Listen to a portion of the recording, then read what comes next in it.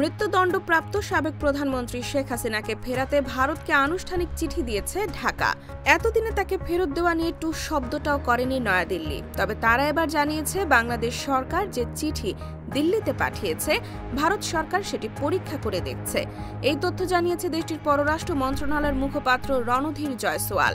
বুধবার নয়াদিল্লিতে আয়োজিত সংবাদ সম্মেলনে সাংবাদিকদের প্রশ্নের জবাবে একথা বলেন তিনি। বিচারিক ও অভ্যন্তরীণ আইনি প্রক্রিয়ায় অংশ হিসেবে এটি পরীক্ষা করা হচ্ছে বলেও জানান জয়সওয়াল। এর আগে শেখ হাসিনার মৃত্যুদণ্ডের রায়ের প্রতিক্রিয়ায় ভারত বলেছিল, আমরা শান্তি, গণতন্ত্র, অন্তর্ভুক্তি এবং স্থিতিশীলতা সহ বাংলাদেশের জনগণের সর্বোত্তম স্বার্থের বিষয়ে অঙ্গীকারবদ্ধ। এ লক্ষ্য অর্জনে আমরা অব্যাহতভাবে সব অংশীজনের সঙ্গে গঠনমূলকভাবে যুক্ত থাকব। এদিকে বুধবার বাংলাদেশের পররাষ্ট্র উপদেষ্টা তৌহিদ হোসেন জানিয়েছেন যে ভারতের কাছে পাঠানো চিঠির কোনো জবাব এখনো পায়নি তারা। এত তাড়াতাড়ি উত্তর পাবেন বলেও আশা করেন না বাংলাদেশ।